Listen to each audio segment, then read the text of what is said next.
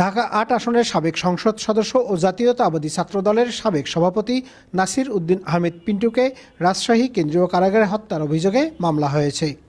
বুধবার দুপুরে রাজশাহী মহানগর দায়রা জজ আদালতে পিন্টুর ছোট ভাই নাসিম আহমেদ রিন্টু বাদী হয়ে এই মামলা দায়ের করেন। মহানগর দায়রা জজ আল আসাদ আসিফুজ্জামান মামলাটি গ্রহণ করে পিবিআইকে তদন্তের নির্দেশ দিয়েছেন।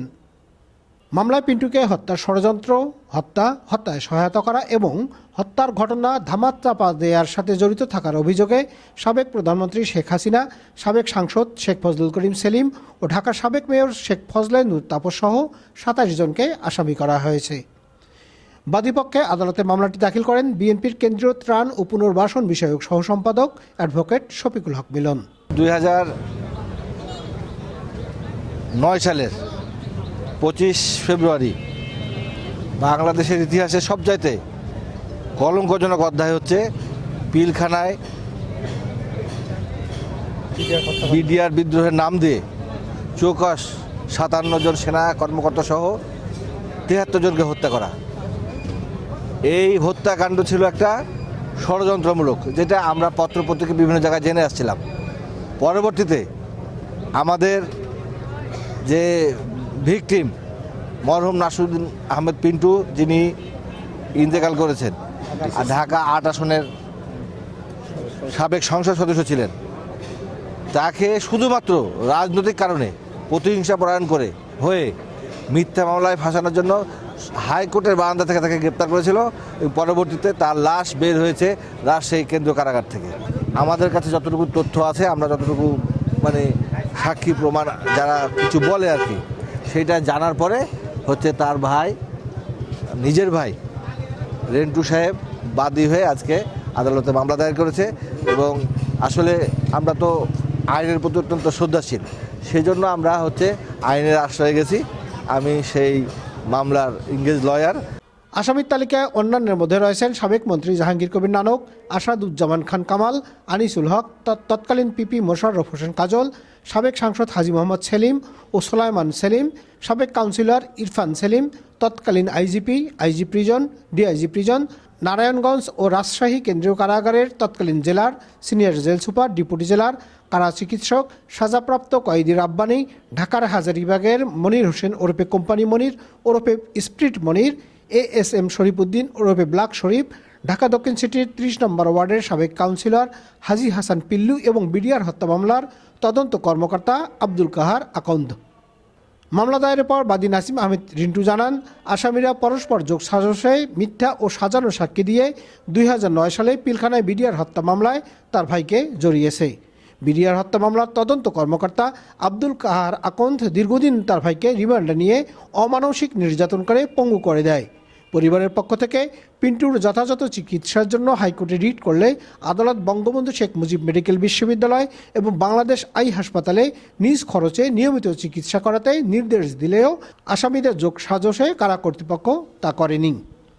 পরিকল্পিতভাবে তাকে এই বিডিআর বিদ্রোহ মামলায় ফাঁসানো হয়েছে এবং পরবর্তীতে তার রাজনৈতিক জনপ্রিয়তাতে প্রতিহিংসা পরায়ণ হয়ে তার যে প্রতিপক্ষ যারা ছিলেন, বিশেষ করে ফজলে নূর তাপস এবং হাজী সেলিম গংরা, হাজী সেলিম, তারপরে শেখ সেলিম, জাহাঙ্গীর কবির নানক গংরা, তার ঢাকাতে যে জনপ্রিয় নেতা হয়ে উঠেছিলেন, এই জনপ্রিয়তাকে স্তব্ধ করে দেওয়ার জন্য তাকে হত্যার যে নীল নকশা প্রণয়ন করেন, তারই ধারাবাহিকতায় হাইকোর্টের নির্দেশকে সম্পূর্ণ উপেক্ষা করে আইনকে অমান্য করে, প্রথমত ওনাকে যেভাবে গ্রেপ্তার করেছে আইনকে অমান্য করে হাইকোর্ট প্রাঙ্গণ থেকে, এইটি একটি কনস্টিটিউশন ভায়োলেন্স। তারপরে হাইকোর্টে আরও একটি অর্ডারকে ভায়োলেট করে ওনাকে প্রথমে রাজশাহী এই নারায়ণগঞ্জ, তার অল্প কয়েকদিন পরে সম্পূর্ণ পারিবারিক পরিবারকে অন্ধকারে রেখে রাজশাহী পাঠানো হয়েছে, যেটা রাজশাহী আসার পরেই শুধু আমরা জানতে পেরেছি ওনাকে রাজশাহী পাঠানো হয়েছে। তার কিছুদিন পরেই আমরা জানতে পারি যে উনি রাজশাহীতে জেলখানায় ইন্তেকাল করেছে। রাজশাহী জেল কর্তৃপক্ষ আমাদেরকে জানানোর চেষ্টা করেছিল যে উনি হাসপাতালে মৃত্যুবরণ করেছে। তৎক্ষণিক রাইসুল ইসলাম ডন ডক্টর সেই সময়কার এবং এই মামলার যিনি সাক্ষী, উনি তখন টেলিভিশনে সাক্ষাৎকার দিয়ে, বিভিন্ন ইলেকট্রনিক্স মিডিয়াতে সাক্ষাৎকার দিয়ে বলেছিলেন, না, উনার মৃত্যু হয়েছে হাসপাতালে আনার 45 মিনিট আগে এবং উনি জেলখানাতেই মৃত্যুবরণ করেছে। এরপরে বিভিন্নভাবে আমরা তথ্য উত্তাপ সংগ্রহ করেছি, বিভিন্ন ছবি আমরা সংগ্রহ করেছি। এই ছবিগুলোতে আমরা দেখতে পেরেছি তাকে যে হত্যা করার যে নির্যাতনের ছবি আমাদের কাছে আছে সেটা আমরা দেখতে পেরেছি। এবং উনি যে হত্যাকাণ্ডের শিকার হয়েছে, প্রতিহিংসার শিকার হয়েছে, সবচাইতে দেশের পৃথিবীর সবচাইতে নিরাপদ স্থান যেটা জেলখানা, সেইখানে হত্যাকাণ্ডের শিকার হয়েছে। তাই আমরা প্রতিকারের আশায়, ন্যায় বিচারের আশায়, সুষ্ঠু বিচারের আশায় আমরা আজকে মামলা করেছি। রাজশাহী কারাগারে তার সুচিকিৎসা সম্ভব নয় এটা জেনেও তারা ইচ্ছাকৃতভাবে তাকে সেখানে আটক রাখেন এবং পরবর্তীতে সেখানে নির্যাতন করে এবং চিকিৎসার কোনো উদ্যোগ গ্রহণ না করার প্রেক্ষিতেই রাজশাহী কেন্দ্রীয় কারাগারে উনি মৃত্যুবরণ করেন। এই মৃত্যুর বিষয়টা অনাকাঙ্ক্ষিত এবং কারা অভ্যন্তরে থাকা অবস্থায় নির্যাতন করার প্রেক্ষিতে এই ঘটনাটা ঘটেছে।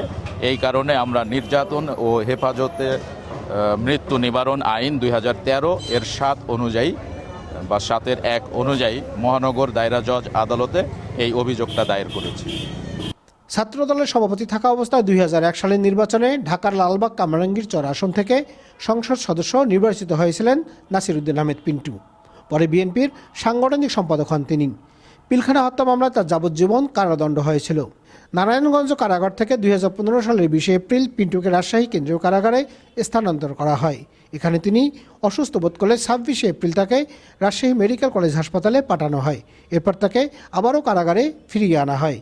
পরে নিরাপত্তার কারণ দেখিয়ে চিঠি দিয়ে কারাগারের চিকিৎসক ডাকা হয়।